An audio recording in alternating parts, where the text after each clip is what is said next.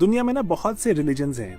उन रिलीजन्स में एक बहुत ही इंपॉर्टेंट तरह के रिलीजन्स हैं रिवील्ड रिलीजन्स। रिवील्ड मतलब जो भगवान के शब्द थे वो इंसानियत तक पहुंचाए गए, आइदर थ्रू वेरियस मैसेंजर्स या प्रॉफिट। तो अब यहाँ पर जो सबसे एसेंशियल जो रिवील्ड रिलीजन्स हैं वो हैं जैसे इस्लाम, क्रिश्चियनिटी, जुडाइज्म। ये भगवान के शब्दों को वेरियस जो रिलीजियस टेक्स्ट्स में भी लिखा गया उसके थ्रू हम उनको जान सकते हैं। अब यहाँ सवाल उठता है कि हिंदुइज्म क्या है, हिंदुइज्म क्या रिवील्ड रिलीजन है? इस पर मैं किताब पढ़ रहा था। एक किताब है by professor Trilochan Shastri, IIM Bangalore के ये डीन रह चुके हैं, प्रोफेसर रह चुके हैं।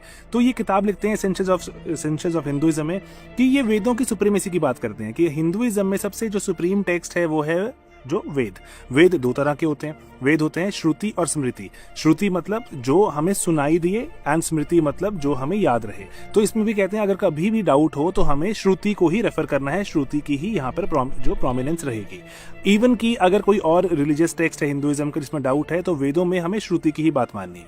अब श्रुति सुनाई दिया, क्या सुनाई दिया? अब ऐसा लिखा जाता है कि जो ऋषि मुनि लिख रहे थे इसको, ऋषि मुनि को भगवान के शब्द सुनाई दिए। अंतरात्मा की आवाज भी हो सकती है, कोई ऐसे लोग कहते हैं। आपको क्या लगता है दोस्तों कि अगर भगवान की आवाज सुनाई दी, वो लिखती गई, तो क्या ये हिंदुइज्म को रिवील्ड एक रिलीजन बना देगा? क्या आपका मानना है? हिंदुइज्म तो एक वे ऑफ लाइफ भी है।